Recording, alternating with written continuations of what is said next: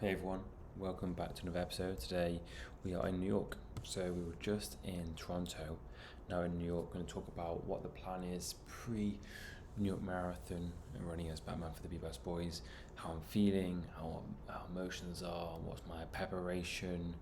I think I may do another video purely just on the race. I mean, it's a bit more running focused, but doing 2 marathons in 2 weeks is tough. My legs feel fine, and it's very common when people do marathons in 2 weeks. During the 2 weeks, you don't feel so like pain. It's you feel it during the race, and the advice is really resting as much as possible, trying to sleep, and before the Toronto Marathon, I hadn't slept properly in 2 weeks because I've been jet lagged and a variety of other reasons. I was in Israel, but the hostage has been released. Like, not getting much sleep there. But over the last 3-4 days, I've actually had some sleep, which is actually really, really nice. I'm not jet lagged anymore, which is so beautiful. So this week I have my parents coming to New York as well. They're coming down to support me, which is really, really beautiful. They came to support me in the London Marathon, and they're going to be here to support me in the New York Marathon. They have 2 Batman hats to come out and support, which would be really, really lovely. We'll go to the expo together. We have a few other things we can do together, just family stuff, and then it'll be lovely. For me, it's a lot of carbs. I had a whole loaf of challah last week. Whole loaf of challah yesterday. It was a small one, but I was just munching on it. And I think I knew actually before the Toronto Marathon, even though I had a lot of food, I was having not enough food. And this week, Toronto Marathon, I was great for the 24 hours before. But what I've done really well in the past was, especially at Jerusalem Marathon and London Marathon, my carb intake was so much more the few days before. And that's what I'm trying to do this time, so a lot more carbs. So I went to Bread's Bakery today. I got some challah bagel. That's right, they sell challah themed bagel, which is unbelievable, and that was very, very fun. So I've been munching on that today, which has been great. Just having my normal diet, but I wanted to get more protein in my diet, so I had a bit more protein shake. I had a protein shake and protein yogurt, but unfortunately, because I don't know what it is, my gut doesn't react so well anymore to protein shakes and protein yogurts as they used to, especially in the UK and in America. When I'm in Israel, my gut's it's perfect. For some reason, the shakes there are the shakes or the protein yogurts are so much. I prefer them massively. And then this week, National Runners. This is such an exciting thing because New York Marathon wouldn't be happening if it wasn't for Nice Jewish Runners. It's not like a promotion or anything. Back in 2023, in November, I was in New York for a few weeks, and I joined the Nice Jewish Runners group, and I was like, oh, this is fun. And I came back in 2024, and I built up really consistency, and it really excited me. And I remember getting a run done. Ooh, where's that from? That's WhatsApp, sorry about that. I remember doing a run, and be like, I feel so good. And it was this time last year, I remember getting 14 miles, 14 kilometers, 15 kilometers, 16 kilometers. And I remember I went to a takeaway spot afterwards, and I was like, I did 14 kilometers today. And this guy was like, wow, amazing. And in my head I was thinking, oh my gosh, I did 14 kilometers. And I was so proud of myself.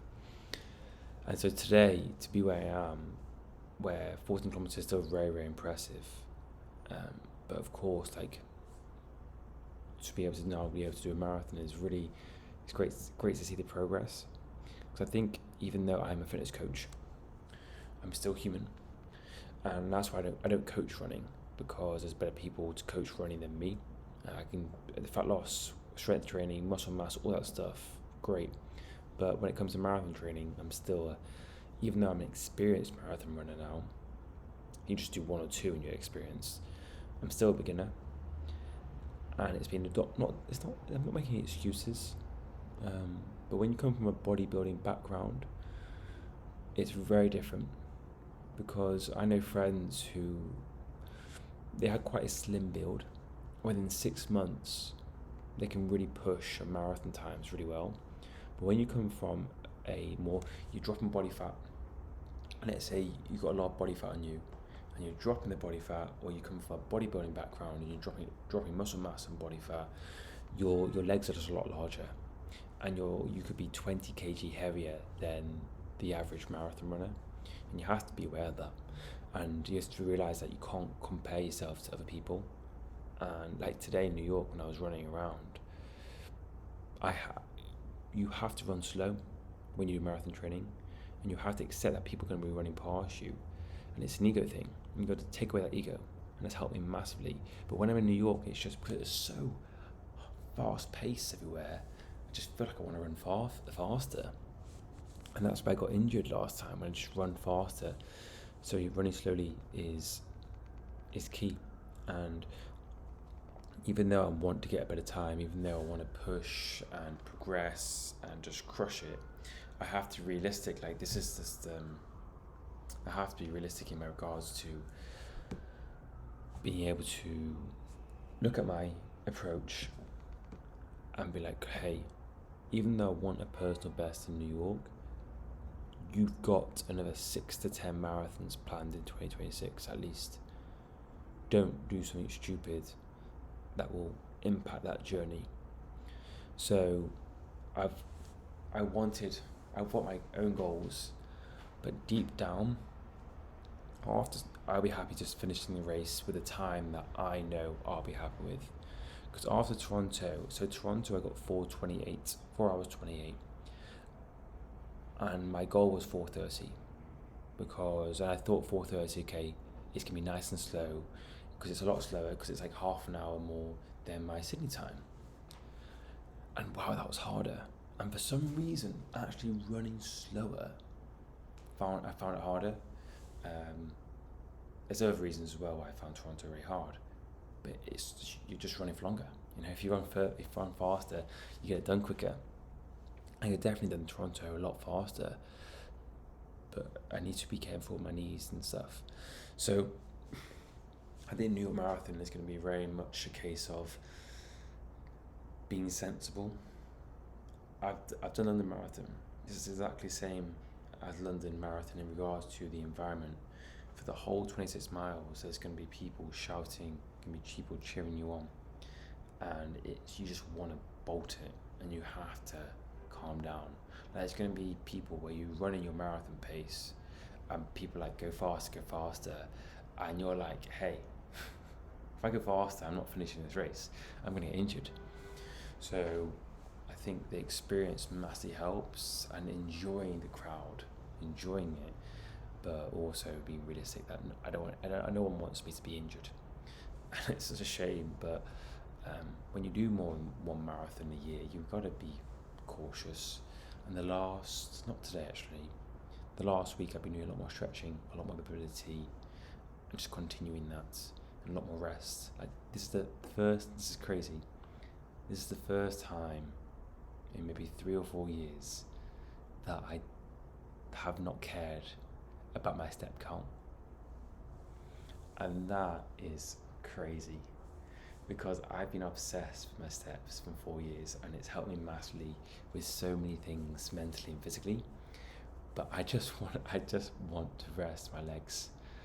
And if any people know me, say that, they know this is serious, because I am step king. 25, 30k steps a day, sometimes 40, sometimes 50 easy k steps per day, which basically like all my day just walking and working.